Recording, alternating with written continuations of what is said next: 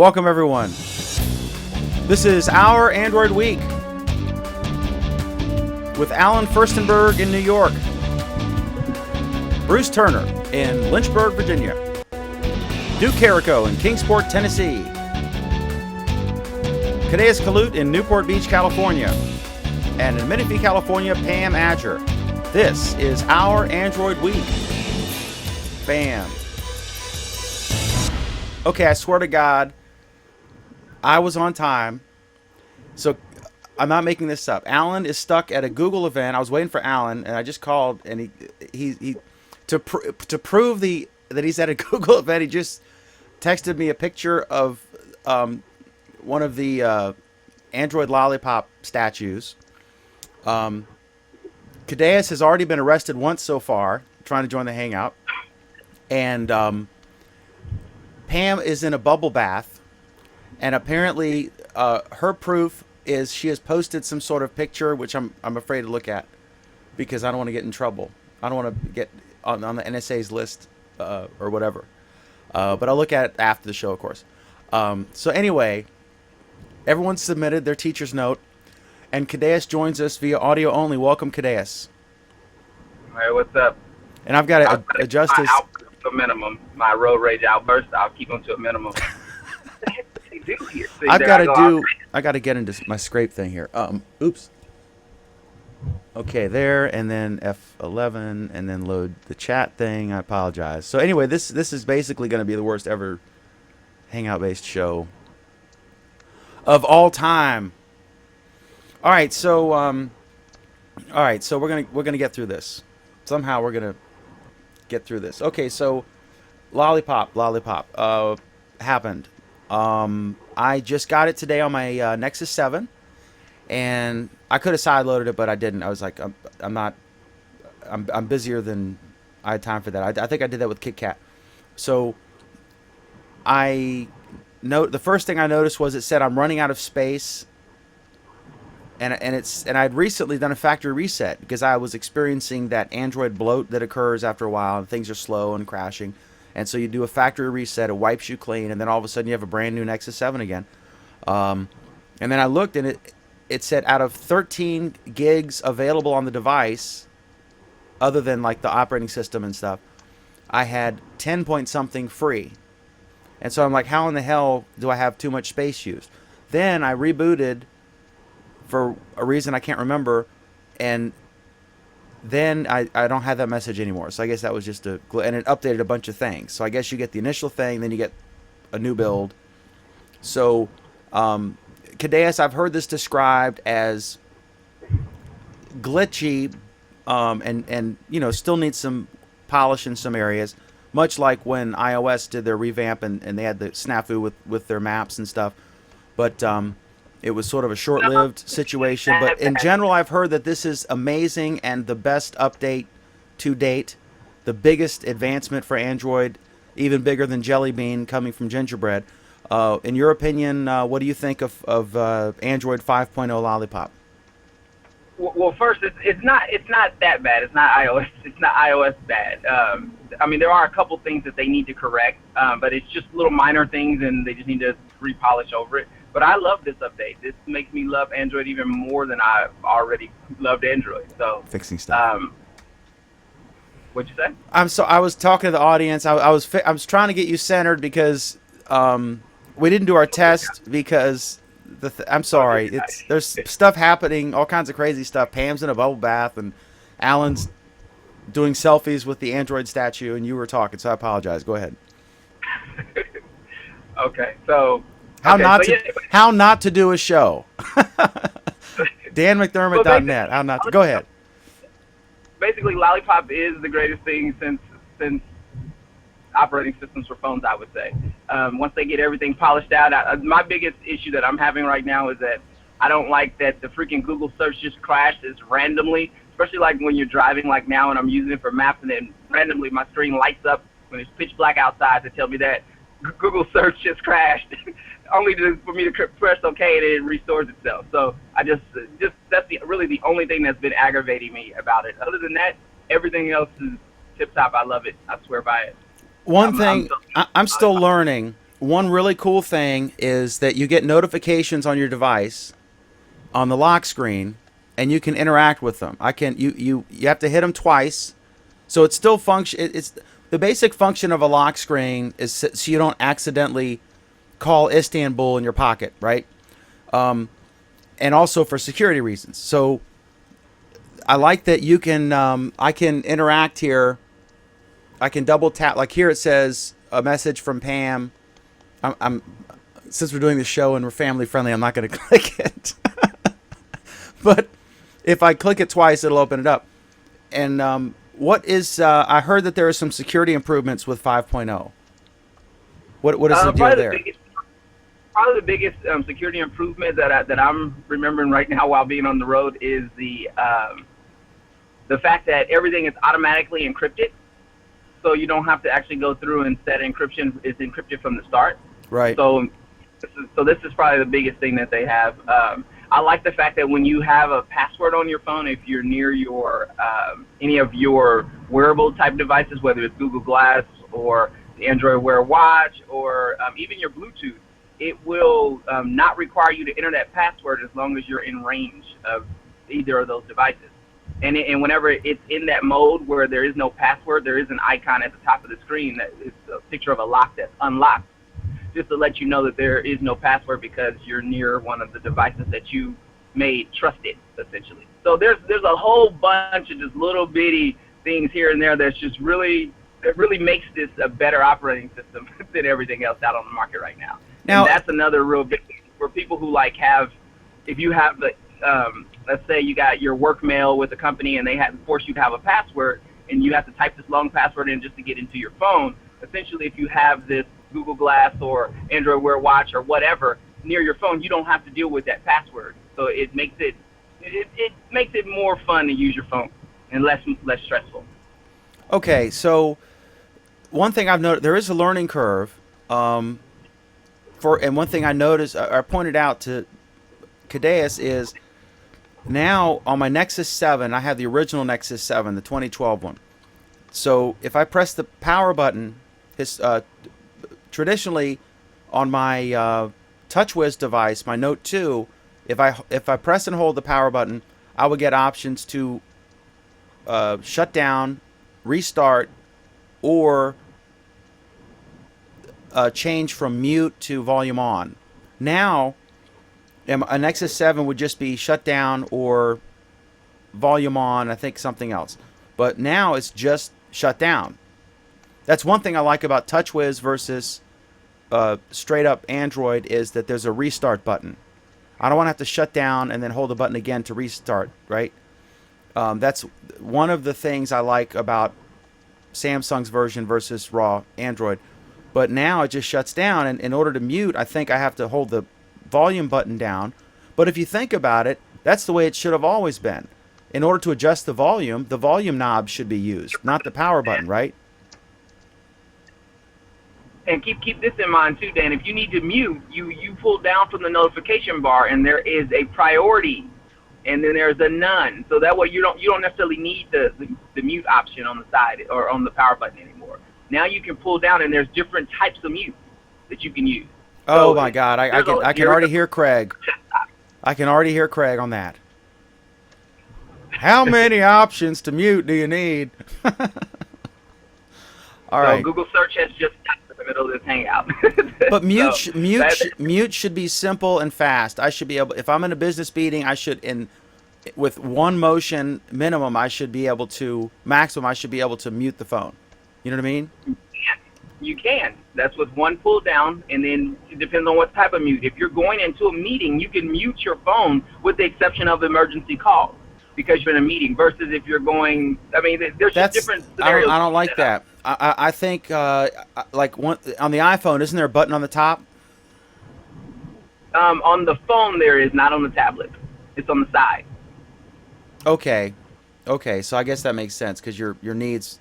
Typically, a tablet is not like you're always on your person go-to communications device that you could be in a meeting with. Typically, a tablet would be something that, okay, I can get that use case scenario difference. All right, so go Lollipop. and I'll continuously provide commentary on this as we go forward. So next up is I Do you saw have this any article. comments? Go ahead. Do we have any comments so far? No, we do not as of yet. Um, so this is the show from hell. Okay, so this article here from in Forbes by Ewan or Edwin Spence is fantastic and really interesting. So he goes through. It's sort of like a wrap up. I hadn't seen it before, but it's about Android, and he talked about the Nexus 6, and he said that it's almost too big. It's the same size as my Note 2, and there's some criticism of it. Have you seen any? Have you developed any thoughts on the Nexus 6, Kadeas? I have not. I have not even been able to put my hands on that phone, and it's making me so angry. Well, I can tell you that from I mean, it's the same size as the Note 2, A little and bit big, just a little bit, maybe about a centimeter or two. I think it's well, yeah, it's. I mean, I think they're both 5.5 inch screens. I don't know the physical phone size differences, but I can tell you that I love my Note 2, and Bruce Turner actually upgraded or his phone died or for whatever reason it was a physical malfunction, and so I guess they couldn't give him another Note 2, so they gave him a newer thing of some sort, and so he gave me his batteries and his case, and I absolutely it's really interesting being in that situation because the Note 2 does have a replaceable battery, and he gave me this rubber case because he wasn't using it anymore, and so now I have three batteries, so I keep two in my desk and one in the phone, and then so I haven't plugged my phone in for like a week, and it's just amazing to be able to not worry about, oh, I better charge it, and just swap the battery out and I'm good to go. Because with a Samsung, it's really quick and easy to do that. So that's really cool. So let me ask you about. Well, but I was going to switch topics, but on that, some of the phones don't have a replaceable battery or a swappable battery. You've got to plug it in. The iPhone's like that. And Craig said it's not a problem because that thing charges so quick. He said he can get to a full charge in like a half an hour, which is way faster than I can with my Note 2. Of course, my Note 2 has a larger screen, and the Note 2 has a much larger battery. So, what do you think about that? Is it better to have a swappable battery or not? I think that the Nexus 6 and I think there's a new Verizon Droid something coming out that's got a really nice battery, but I think they're on the road to actually correcting the problem with battery. I don't necessarily think we need to swap them out. I just think our phones need to last. So however we get to that should be better. That should be good. Yeah, So, if it can last a long time and if it can charge quickly. now keep in mind the Nexus 6 does last pretty long, and in addition to that, it has the turbocharge, so it lets you get 6 hours of battery life in 15 minutes. So even if that's going to outperform the iPhone. It's just right there right there. It outperforms the iPhone most of the time. So I would say that we're on the road to fixing the battery problem. I just think, and I think that with the turbocharging, I think that really solves it. Like my setup here in the car right now, I have a key charger, key car charger, so I can literally sit my phone on it, and that's going to keep my phone charged while I'm doing my drive. But if I can have a phone that lasts really long, and in the event that it goes dead, I can charge it for 15 minutes and get 6 hours out of it, I technically don't need this car charger, nor do I need the key charger. So I see us on the road to solving this problem. I think Motorola's going in the right direction with both their phones, the Droid Turbo or whatever it's called, and this Nexus 6. Okay. So, all right, I'm going to move topics here. And just for folks, let me say now that I had switched it to automatically post the show, and it didn't take. So I just posted it now. So we'll get more comments now, probably. Anyway, but yeah, this is a cluster, you know what. All right, so next up is this in his little wrap up here. He's talking about, because I was going to cover a lot of these stories, and I just thought, well, let's give kudos to this guy. He's done a great post for Forbes. He was talking about the LG, the GR, the round LG G watch, and it looks gorgeous. And he says he thinks it blows away the Moto 360. He says the form factor is great. It's got these lines on the side, and at first the reviewer thought that that would be awkward, but it works. But then they said the biggest problem with all of the Android watches is not the physical form factor, but that wear is just not quite there yet. And one example in this review that the person cited was a lot of it's based on Google Now, and the Google Now can be awkward. And for example, the reviewer said that he has a place of work, but that his appearance there is random. It might be Tuesday and Wednesday this week, or next week Thursday and Saturday, or what have you. And that because of that, Google Now responds randomly or provides a suggested, what the driving conditions and maps are to that place at this point randomly. He said he could go to Calendar and update that religiously, and then Now would perform better. But if you're going to do that, you got the calendar notifications. What's the point of Now? So do you agree with that criticism of Wear, that it's sort of it's not for that guy's specific example? I don't agree with. Is where he said it's not all there yet. I would say, I'm more prone to say that it is pretty much there, with the exception of a few things. So yeah. I don't agree with his specific example. I don't, because you updating your calendar helps Google know what's going on. Google's trying to learn, and so the less information you give it, the less likely it's going to make great recommendations. So you can't hold it because you don't feel like updating your calendar shouldn't be a reason why you look at that as a negative thing. So I don't know. Is it there yet? I would say it's 80-90% there. It's got a couple things that needs to be fixed, but aside from that, I think it's pretty good. I like it, and I swear by the Moto 360. I had any time with the LG GR or whatever, LG Watch R, however they call it. Right now you're driving, you've got glass on, I know, but do you have an Android Wear device also? Yeah, it's on my wrist. Which, I guess when you're driving, you'd use glass more if you're in a restaurant, the same thing, or the Wear device? I wear this Moto 360 because I like it. So it's just there more as a watch than anything. But in the event that my glass dies because I was recording video or whatever the case is, it's dead, I can still fall back to Wear. Okay. Does that make sense? Okay. All right. Next up is, I'm trying to see here. See, without Alan, I've actually got to know stuff, and which can be a challenge. The Moto, yeah, I'm going to have to gloss over some of that stuff. But I recommend the article, and the links will be under there. They're not now, but they will be. Okay, there was some criticism of the Nexus 10, Lollipop, and the problems with big Android tablets. And this person was saying, they thought that the Nexus 7 was like the perfect size because it's kind of like the size of a paperback. That the Nexus 10 is kind of big. One-handed operation is just not an option. And that Lollipop has simply not yet taken advantage of the large tablet form factor. There's a lot of wasted space. And it's almost like not as bad as a phone app with the built-in resolution just being blown up on a tablet, but that the layouts are just not there yet. Is that a fair critique? Yeah, I would say that. But I don't think that that's necessarily Google's fault. I think that's the software developer's fault. It's the Nexus 10. I would say Google had a hand in that, right? We're talking about app design, right? We're talking about that. Yeah, we're talking about that, and even the Google apps. That they're okay, and they said that the Nexus 10 doesn't even follow material design.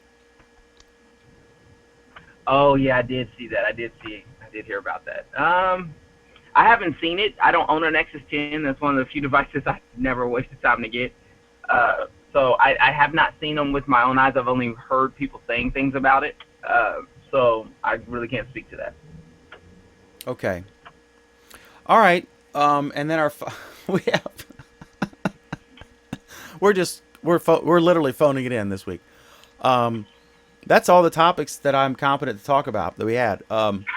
So we're gonna have a brief show. Let me ask you about two stories that may be in the news. Coming up Friday on Google Plus Week, we'll be discussing the latest tech news and two stories that are about to blow up. One figuratively, one literally. Hopefully not, but potentially. Are President Obama's announced intention to release or to and I'm totally going off track. So if you're only interested in Android, uh, you know, go to 7-Eleven and come back. But the immigration executive orders, and we're days away, if not hours, I don't know, weeks away or whatever, from a grand jury announcement in the Ferguson thing. I was just curious if you'd been following those things, if you had any opinion on what you think the ramifications will be, or in the case of Ferguson, what you think the grand jury might come with, and on the immigration story, if you have any thoughts about that, because I know you've had like some Asian foreign exchange students who are friends with your with Charlie, and they hang out at your house and study and stuff. So, and you're kind of in a true melting pot in California, right? Um, Right. so, what do you think? You have any thoughts on either of those things? And both of these issues have been demagogued like crazy, and the truth is buried deep beneath what people have seen on TV and heard on the radio, especially the AM side. But do you have any thoughts on the immigration thing? Because I know like it's crazy that there are companies trying to hire people. Like we both um, know Googlers who are working overseas because Google can't get them in the country, so that they can earn a living here and pay taxes. So they have to keep them overseas because they can't get enough what is it, H-1B or whatever visas. And yet, if they would just go to Central America, they could just cross through. But then on the other side of the coin, you've got somebody who may have like grandkids here, and they're illegal. And the kids and the grandkids are U.S. citizens. Do you deport the grandma? And her children and grandchildren are U.S. citizens. I mean, how do you deal with this? Because it's been neglected for like decades. And there's Well, I the haven't final really. issue is we came in here, not me, because I mean, I don't think you were one of the conquistadors or whatever. And I came, my parents, my great grandparents came when the potatoes rotted. So we were not, slave owners or conquistadors.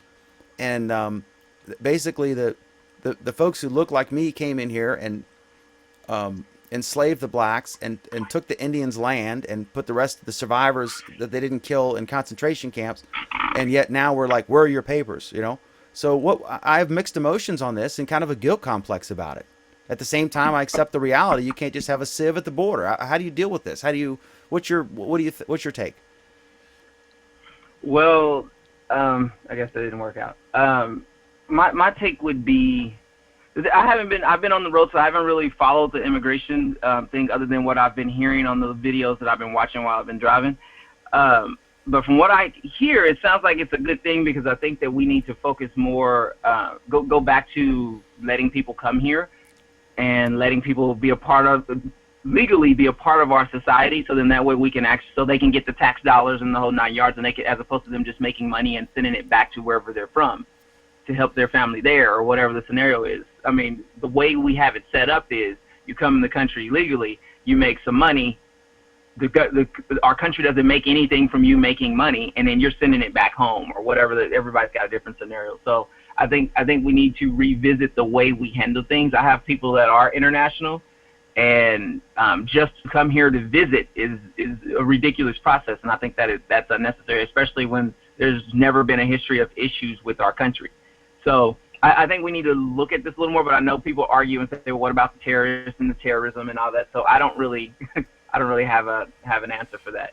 I don't really have anything to comment on the Ferguson thing at this point either. So, Do you have a not necessarily your opinion on who's right or wrong or what have you, but do you have just a prediction? Do you have a prediction on whether you think the grand jury is going to come down with a serious charge or a minor charge or no charge against the officer? Just your gut prediction, not necessarily what you think who's right or whatever. I don't know. I honestly don't know. If they come down with a minor charge or no charge, are we going to have a Watts situation or calm? Regardless of what decision, what no, regardless of what decision is made now or what decision is made after the case is over, unless this particular police officer is going to jail, we're going to have an outcry of chaos for a bit, a couple of days, maybe a couple of weeks. So, regardless of whether they indict him now, whether they let him go, whether they do indict him and then decide that the charge isn't that bad, unless he's going to jail for murder, it's going to be a chaos. It's going to be chaos. So that's kind of what I see. Okay, so And I think it's going to be countrywide, too. I don't think it's going to be just relative to that area. I can see people calling themselves standing in solidarity in other cities and doing stuff. So, yeah. well, that's reassuring. Well, I mean, but you know me, I'm a realist. I'm just going to tell you how it is. So. Okay, so I am deputizing you as the PR guy for the prosecution or whatever.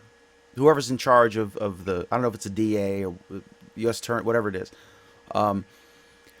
If you're in a situation where, let's say it's bad news from the standpoint of the protesters, and you've got to release it. I was thinking about this. And I posted a comment on one of my posts about this today. You got to release what? So, yeah. So, how would you? What would you do? What's it? Huh? You said you have to release it. What's it? Oh, let's say that you were in charge, you were the press spokesperson, or PR executive hired for the. You were in charge of releasing the information that they were not going to indict, that there was enough evidence, that the grand jury said it was not a true bill, etc. And in this case, I'll just say that it's been an extraordinarily unique grand jury. Normally, the way it works is that the prosecutor, either a U.S. attorney or a district attorney or Commonwealth attorney, whatever, but they come with a charge, and typically it's the most serious charge that that it's appropriate to the alleged crime, and then they might have one witness, and it's like a half an hour, and that the grand jury is allowed to question the witness, and then they say it's a true bill. In other words, do you think that there's enough evidence to A, a crime was committed, and B, that there's reasonable doubt that this person committed the crime, and then they issue an indictment, and that's called a true bill. And then if they don't think that either if they think that there wasn't a crime committed beyond a reasonable doubt, or if they don't think there's evidence that this person did it or enough, then it's not a true bill and there's no indictment issued. In this case, because of obviously the interest, the grand jury has actually had multiple witnesses called in over a long period of time, and they're only paid, ironically, $18 a day. So like this is like going to be a major national issue, and the people making the decision are making $18 a day, less than immigrants, which is our previous topic. But so there's that. Plus, but they get mileage. So then they were also, I think they've recorded all the testimony, so that I think they're planning on releasing it all. And they've also when the police officer testified, which is unusual, the accused, the potential defendant testifying at a grand jury proceeding is unusual and unconventional. And I think they're gonna release the audio and or video of all of this. And the goal is to try to. My question is, how do you release this? Is there a good day or time? Is there? My thinking would be I would arrange for an interview with like 60 minutes. I would have the cop, and I would have the prosecutor, and I would have the grand jurors, if they're willing. I mean, I don't know if there's a Missouri grand juror protection program, but I would be very nervous if I were on that grand jury to go on TV. But maybe they could like do the thing 60 Minutes does where they camouflage you. But that there needs to be this needs to be handled delicately because it has been so demagogued that facts on both if he's sides not have been obscured. if he's not indicted, Dan, how can you delicately say he's not indicted? There's no delicate aspect to this. It's either it's a yes or no question. There's no delicate way to say, well, we decided to say no, or no, well, we decided to say yes. It's regardless of what it is, it's gonna. If you say it nice, if you do a 6-hour presentation, or if you just come right out and say it, it's still gonna be the same response. Well, Because the issue is that the people want him in jail. that's the issue. And so if they don't get him in jail, they're gonna go crazy regardless. but don't you think that already they've done a PR campaign of sorts because they've like for example they quote unquote leaked the official autopsy report, which showed that it was very unlikely that his hands were raised because the way the bullets happened. They've been leaking stuff. They're doing the grand jury proceedings very differently, and they're leaking that information. They're going to release all this stuff. I think it's strictly. I think I would draw an analogy to the O.J. Simpson case. I was a developer at Dell Tech Systems. I was working on the electronic timesheet program, and it was using Fox Pro. That's how old I am. And the OJ trial was all the rage. And my supervisor was a wonderful guy, and he was an African American black dude. And of course, we disagreed completely on OJ. Right? I was convinced he did it, and he was convinced, he didn't do it. And I wonder now, knowing everything we know about OJ since, if he would have a different opinion, and I imagine he would. And there were inverse cases where I may have been predisposed, being a lily white dude, born into privilege, where I may have changed my view or softened my tone or appreciate a different perspective better over time, give more information. So obviously there's a limited window of time here, but is there any, so you're saying there's no way to, for lack of a better term, sugarcoat this by like doing a big 60 minutes interview or doing all the morning shows or whatever to try to get we were presented with this is the law, this is. Did he go to jail? Did he go to jail for murder? So that's it. I mean, it's that. That's literally what it boils down to. Did he go to jail for murder? All right, burn up the city or whatever they plan on doing. I mean, that's literally what it boils down to. And that store that they actually did burn down, was that at all connected? Or was that just some random, let's burn down? You're talking about Quick Trip? Quick Trip Yeah. is just a random gas station that just happened to be there. Can you imagine? Kind of blocked him off and yeah, so. Just some dude trying to earn a living, probably made $30,000 a year. Profit, No, you know what I Quick mean? Trip is a chain. Quick Trip's a chain. Oh, okay. Quick Trip's all over the Midwest. Yeah, so they just called the insurance company And there's an excellent franchise opportunity for Quick Trip in Ferguson. If you're interested, call 1-800-QUICK-TRIP. Dan, this is a Google Plus week. Yeah. Alan's gonna get you about this. This has nothing to do with Android. And he's on a sugar high from Lollipops. They're probably passing out at in Mountain View or San Francisco or wherever he is. So anyway, Pam, I hope you've enjoyed your bath. And Alan, I hope you've recovered from your carbohydrate-induced coma from your Lollipop event. And Cadeas, I thank you for literally risking life and limb. Look at your speedometer and tell me what you're currently driving at. I probably shouldn't say that. Well, nobody knows where I am, so that's good. I am doing 95. So. Do you have like multiple licenses? So you just hand them like, oh, let me see, I'll be. No, that worked in my grandpa's day. That don't work these days. You only get one active license in the database. Yeah, because I just got a call from a cop. He said, "Are you friends with Jerry from Kansas?" He says he knows you, and he was just driving like a crazy person. All right, all right. Are we good? I guess we're good. Yep, you're running the show. I can't see anything. Did we get any comments? I don't know if you have any viewers because it didn't post. Let me see. We've got. Let me see on YouTube. Okay, we got Brad. Sorry, missed you. Hello. You don't have to read them if they're not relevant. I think it's a yeah. I think it's a conversation between Kevin and Brad. Oh, Okay, yeah, okay. it's a conversation between Kevin and Brad. So anyway, okay, thank you all for watching. We appreciate it. Like anyone's gonna I watch all thought this way, right? Um, uh, okay, so anyway, fingers crossed for peace in Ferguson and St. Louis, and it'll be interesting to see what happens with the immigration thing as well.